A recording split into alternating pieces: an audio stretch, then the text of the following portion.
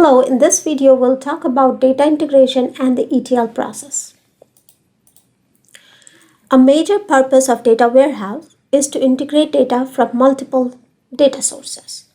This data could come from a wide variety of sources such as maybe different databases within the organization, maybe spreadsheets, XML sources, web services, legacy files, maybe you have a server on the cloud. So a variety of different sources. The data integration comprises of three major processes to create a unified view of business data. Why do we need a unified view? So that everyone has one version of the data that you can work with. Now, data integration has three major processes: data access, data federation, and change capture. What that means is data access is the ability to access and extract data from any given data source. Data federation is the integration of business views across multiple data sources. So if you have same data in multiple places or similar data or related data in multiple places, we should be able to integrate them. And finally, change capture is based on identification, capture, and delivery of the changes made to enterprise data sources. So anytime the data changes, we should be knowing what has changed when. A variety of data integration tools are available in the market. Some good ones are available from vendors such as Oracle and SAS Institute. The main goal of data integration again is so that you can integrate the data, put it in a centralized location such as a data warehouse or data marts, and then the users can access this data through a variety of analysis tools and other applications. In the context of data warehousing, ETL or extract, transform, load is a three-phase process where data is extracted, transformed, and loaded into a data destination such as a data warehouse or data mart. The ETL process consists of extraction of the data, that is reading the data from one or more databases or data sources, transformation, that is converting the extracted data from its previous form into a form which can be placed into the data warehouse, and load, it means actually putting the data in the data warehouse. Transformation occurs by using rules or lookup tables or by combining data with other data. We'll learn about some of these examples later. The ETL process is an integral component in any data-centric project. Even though it is possible for programmers to develop custom softwares for ETL, it is simpler to use an existing ETL tool, but remember that ETL tools are usually costly. If you have to do extensive ETL before getting the data in the data warehouse, it indicates that you may not have good data practices to begin with. It means that you have poorly managed data in your company. Maybe you need to work on your data management. When the data are managed correctly as an enterprise asset, ETL efforts are significantly reduced and redundant data are completely eliminated, leading to good data quality. The purpose of the ETL process is to load the data warehouse with integrated and cleansed data. So we know that typical operational database contains data which is transient. It means it's not historical. Usually data in databases is normalized in third normal form. It may have some restricted scope and it may not be comprehensive data, and sometimes it comes with poor data quality. Through the process of ETL, we transform this data. After the ETL, the data should be detailed. It means it should not be at a summarized level. It should have historical or periodic component to it, so time component should be added. The data is not going to be normalized, so you may have to do some denormalization on the data. Instead of restricted in scope, the data should be comprehensive and enterprise-wide. And this data should be timely. It means it should be current and it should be able to assist in decision making. And finally, instead of having poor data quality, we should have a better data quality after ETL. The process of ETL consists of 5 different steps that we have to follow. The first one is mapping and managing metadata. Then we capture and extract the data. Then we actually scrub or cleanse the data. Then we transform, and finally we load the data. Before you can use the data warehouse, you need to design it. And before you can run the ETL process, you have to design that as well. So mapping and metadata management is basically a design step which is done prior to performing the ETL. Most of it is done in paper. There are some commercial tools or softwares available for doing this as well. In the process of mapping and metadata management, you may be graphically representing what are the different sources of data, how are you actually going to transform the data, what are the different data in different systems, maybe there are some overlaps, and how do you connect them. So you need to make a graphical representation or a plan of how are you going to connect these or transform these data. So that plan is called as map.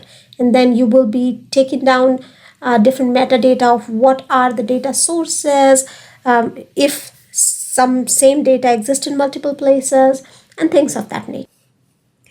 So the next step is capture, extract. This is when we actually obtain a snapshot of a chosen subset of the source data for loading into the data warehouse. So this can be done actually in two different ways. So the first approach is static extract, which means that we will capture a snapshot of the source data at one point in time, maybe attach a timestamp to it and put it in the data warehouse. Now, incremental extract captures the changes that have occurred since the last static extract. So in this, you will first do a static extract, and the next time you have to do an extraction of data, you will only record the changes since the last static extract. Next comes the cleaning process. Poor data quality is the biggest issue in any kind of information systems. So before we populate or load this data into our data warehouse, we want to make sure that we clean this data and fix some errors if there are any. We know that real life data is messy, it has missing values, some issues with data quality such as maybe reliability, accuracy. Somebody just went in and typed something wrong. If you were going to store, let's say, customer's phone number, some people will use parentheses to store the phone number. Some people will use the 10 digits. So everybody has different formats that they can be using. All of these things lead to poor data quality. So in this step, we need to enhance our data quality. Cleansing also helps to alert the source system owners if there are any errors in their data capturing process, so that can be fixed. So what type of errors we might be fixing? We may be fixing misspellings, dates captured wrongly, incorrect field usage, maybe mismatched addresses, missing data, duplicate data, other inconsistencies. We can also look at some decoding or formatting of data, and finding the sources of missing data, why there is missing data, and things of that nature. So basically, in cleansing, we fix the errors. In scrubbing, you also use pattern recognition and artificial intelligence techniques to upgrade data quality. So maybe you will see why certain errors are coming into your data, and maybe identifying those so you can fix it. Once the data has been cleansed, we can do various transformations. These transformations result in the final data warehouse or data mart contents. Remember that data warehouses are composed of facts and dimension tables, and that their data may be at various levels of granularity. So transformation involves converting data from format of operational systems to the format of data warehouse. We can do transformation either at the record level or the field level. At the record level, we could be doing things such as selecting, joining, or aggregation. At the field level, we could be doing single field. It means transforming it from one field to one field, or multi-field. It means we may be combining multiple fields into one, or maybe one big field into many fields.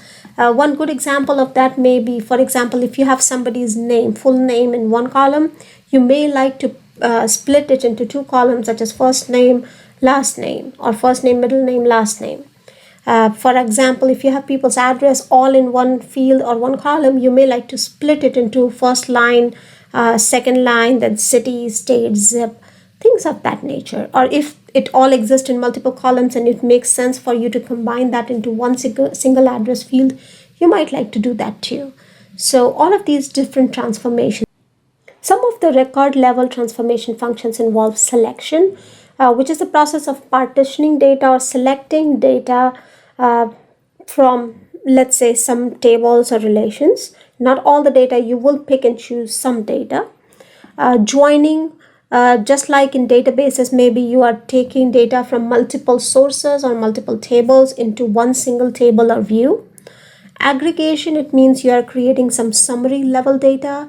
An example could be maybe you just want to count how many rows of data there are in a given table, or calculating the average or sum.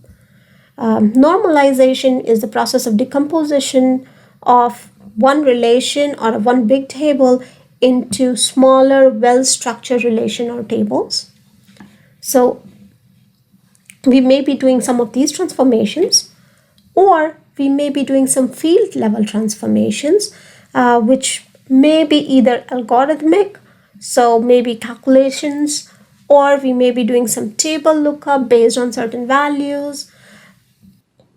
This is an example of combining data from multiple sources to just one. So maybe you have all of these information about an employee and you transform it so that you can find it in one column. From one source, you can have multiple targets. For example, you take a product code and then make multiple fields out of it, such as maybe a brand name, maybe the product name, like that. As a final step of the ETL process, the transformed data is loaded into the enterprise data warehouse. This also involves creating indexes using different approaches that we'll learn later on. Loading and indexing can be done in two different modes. One is a refresh mode, which means bulk rewriting of target data at periodic intervals, in which a lot of data is rewritten, or in an update mode where you don't write the entire data again and again, you just only write the changes in the source data since the last update into the system. So like we discussed earlier, you may either do ETL by writing your own custom tool, or you may purchase a tool.